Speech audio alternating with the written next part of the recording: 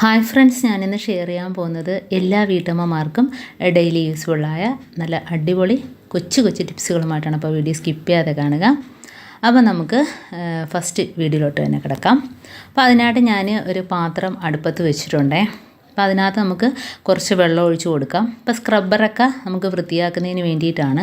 അപ്പോൾ ഞാൻ അതിനകത്തോട്ട് 1 ടേബിൾ സ്പൂൺ അളവിൽ ഉപ്പിട്ട് കൊടുത്തിട്ടുണ്ട്. പരലുപ്പാണ്. ഇനി നമ്മൾ ഇതേപോലെ സ്പോഞ്ചുകളുണ്ടല്ലോ, നമ്മൾ പാത്രമൊക്കെ കഴുകുന്ന സ്പോഞ്ച് ഇടയ്ക്കൊക്കെ വൃത്തിയാക്കണം.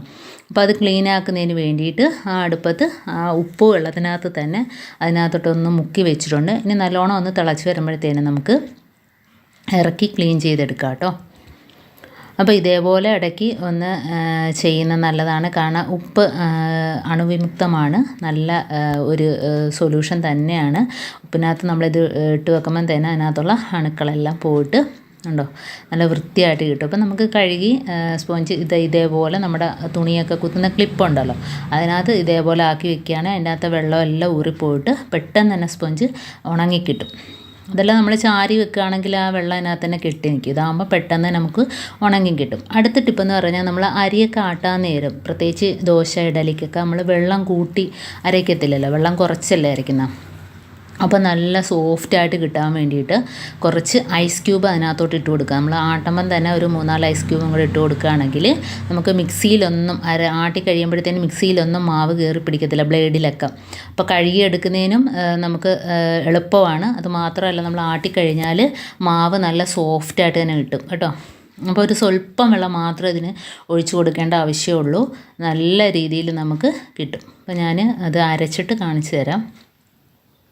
കണ്ടോ, അരച്ചതിന് ശേഷം നമ്മൾ കണ്ടോ ഒന്ന് പുളിക്കുന്നതിന് നമ്മൾ പിറ്റേ ദിവസം എടുക്കുമ്പം എങ്ങനെയാണോ ആ രീതിയിൽ തന്നെ നമുക്ക് അന്നേരം തന്നെ കണ്ടോ ആട്ടുമ്പോഴത്തേന് നല്ല സോഫ്റ്റായിട്ട് മാവ് നമുക്ക് ആട്ടി കിട്ടും. ഇപ്പോൾ പിറ്റേ ദിവസം എന്താ പുളിച്ചതിന് ശേഷം കണ്ടോ, അപ്പോൾ അധികം പുളിയും ഉണ്ടാവില്ല, മാവ് നല്ല സോഫ്റ്റ് ആയിരിക്കും. ദോശ ഇടുമ്പോഴത്തേന് നല്ല സോഫ്റ്റായിട്ട് നമുക്ക് കഴിക്കാനായിട്ട് പറ്റും കേട്ടോ. അപ്പം ഇതേപോലെ ചെയ്യാത്തവരൊന്ന് ചെയ്ത് നോക്കാം. നമുക്ക് നെക്സ്റ്റ് ടിപ്പിലോട്ട് കിടക്കാം.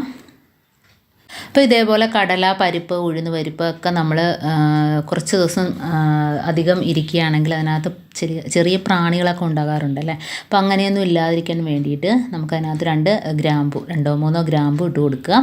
അപ്പോൾ ആ ഒരു സ്മെല്ല്, ഗ്രാമ്പൂവിൻ്റെ സ്മെല്ലറിയാലോ, നല്ലൊരു സ്മെല്ലാണ്. ആ ഒരു സ്മെല്ല് കൊണ്ട് തന്നെ അതിനകത്ത് ഒരു ചെറിയ പ്രാണികളോ പക്കികളോ ഒന്നും തന്നെ ഉണ്ടാവില്ല. അപ്പോൾ നമ്മൾ ഇതേപോലെ തന്നെ നമുക്ക് എന്ത് വേണേലും സൂക്ഷിക്കാനായിട്ട് പറ്റും. അതുപോലെ അരിയാണേലും പച്ചരിയാണേലും ചാക്കരിയാണേലും അതിനകത്തും ഇതേപോലെ നമ്മൾ 2-3 ഗ്രാമ്പു ഇട്ട് കൊടുത്തിട്ട് അടച്ച് വെക്കുകയാണെങ്കിൽ അരി എപ്പോഴും നല്ല ഫ്രഷായിട്ട് തന്നെ ഇരിക്കും. അതിനകത്ത് വണ്ടും പുഴുവും ഒന്നും തന്നെ ഉണ്ടാവില്ല കേട്ടോ. അടുത്ത ടിപ്പിലോട്ട് കിടക്കാം. അപ്പം നമ്മൾ ഇതേപോലെ ഒരു ടിഷ്യൂ പേപ്പർ എടുത്തിട്ടുണ്ട്. അതിനകത്ത് കുറച്ച് ഗ്രാമ്പു ഇട്ട് കൊടുക്കുക കേട്ടോ. ഇനി നമുക്കിതിനകത്തോട്ട് കർപ്പൂരം കൂടെ പൊടിച്ച് ചേർക്കാം.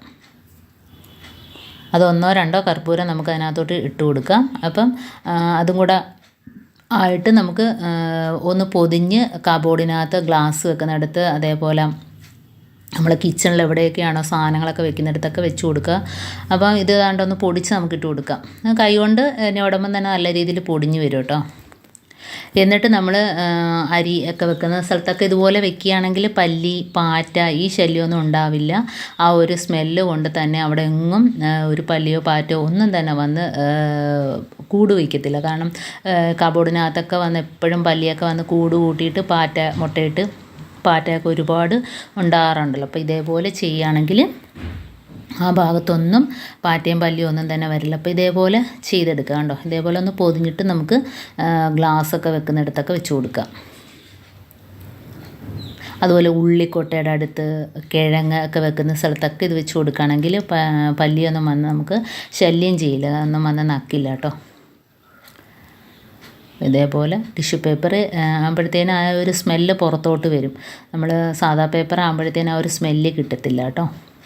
അടുത്ത ടിപ്പെന്ന് പറഞ്ഞാൽ നമ്മൾ ഇതേപോലെ കുറച്ച് ഗ്രാമ്പു എടുത്തിട്ടുണ്ട്. ഇനി നമുക്കിതൊന്ന് പൊടിച്ച് വേണം കൊണ്ടുവരാൻ. ഒരു സൊല്യൂഷൻ റെഡിയാക്കുന്നതിന് വേണ്ടിയിട്ട് ഇത് പൊടിച്ചുകൊണ്ട് വേണം വരാൻ. അപ്പോൾ എലിയും പല്ലിയും പാറ്റയൊക്കെ ഒന്നിച്ച് തുരത്താൻ വേണ്ടിയിട്ടുള്ളൊരു ടിപ്പാണ്. അപ്പോൾ ഇതിനായിട്ട് ഞാനൊരു പ്ലാസ്റ്റിക്കിൻ്റെ ഒരു കുപ്പിയുടെ ചെവിട് ഭാഗം മുറിച്ചെടുത്തിട്ടുണ്ട്. കാരണം കിച്ചണിൽ ഉപയോഗിക്കുന്ന ഒരു പാത്രം എടുക്കരുത്, അതിനകത്ത് ആ കർപ്പൂരത്തിൻ്റെയൊക്കെ സ്മെല്ല് നിൽക്കും. അപ്പം കുറച്ച് വെള്ളം ഒഴിച്ച് കൊടുത്തിട്ടുണ്ട്. 1/2 കപ്പോളം വെള്ളം ഞാൻ ഒഴിച്ച് കൊടുത്തിട്ടുണ്ട്.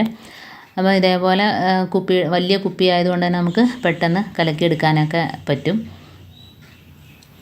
ഇതിനകത്തോട്ട് ഞാൻ പൊടിയുപ്പാണ് ഇട്ട് കൊടുക്കുന്നത്.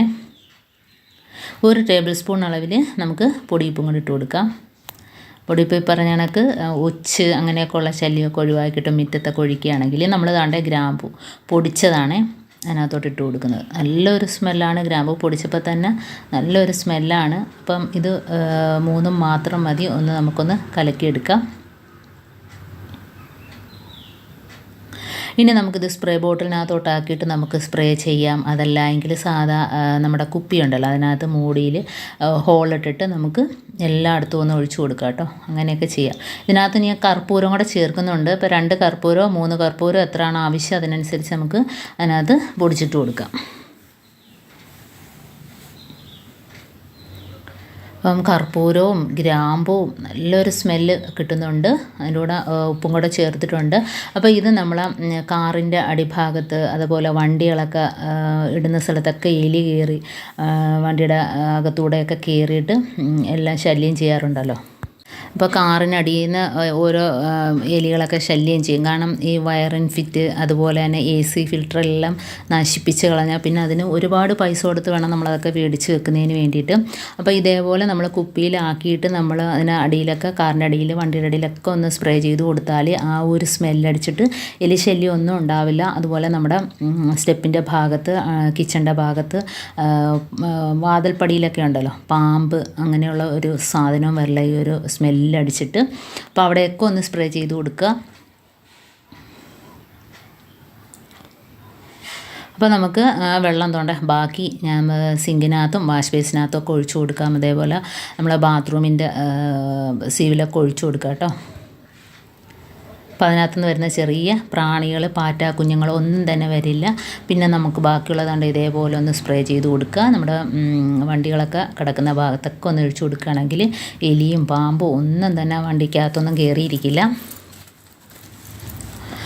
അപ്പോൾ ഇതുപോലെ ചെയ്യാത്തവരൊക്കെ ഒന്ന് ചെയ്ത് നോക്കുക. വളരെ ഈസിയായ നിസ്സാരമായ സാധനങ്ങൾ വെച്ചിട്ട് ചെയ്യാൻ പറ്റുന്ന ചെറിയ ചെറിയ ടിപ്സുകളാണ് ഞാനിപ്പോൾ കാണിച്ചത്. ഇപ്പോൾ ഇതിലേതെങ്കിലും ഒന്ന് യൂസ്ഫുൾ ആയിട്ട് തോന്നിയിട്ടുണ്ടെങ്കിൽ ഒന്ന് ലൈക്ക് ചെയ്യാനും കമൻറ്റ് ചെയ്യാനും സബ്സ്ക്രൈബ് ചെയ്യാനും മറക്കരുത്. അതേപോലെ ബെല്ലൈക്കൻ എനേബിൾ ചെയ്യാനും മറക്കരുത്. എന്നാൽ മാത്രമേ ഞാനിടുന്ന ഓരോ വീഡിയോസും നിങ്ങളുടെ മുമ്പിൽ നോട്ടിഫിക്കേഷനായി എത്തുകയുള്ളൂ. അപ്പോൾ ഇനിയും ഇതുപോലുള്ള നല്ല നല്ല ടിപ്സുകളുമായിട്ട് വീണ്ടും കാണാം. അതുവരേക്കും താങ്ക്സ് ഫോർ വാച്ചിങ്.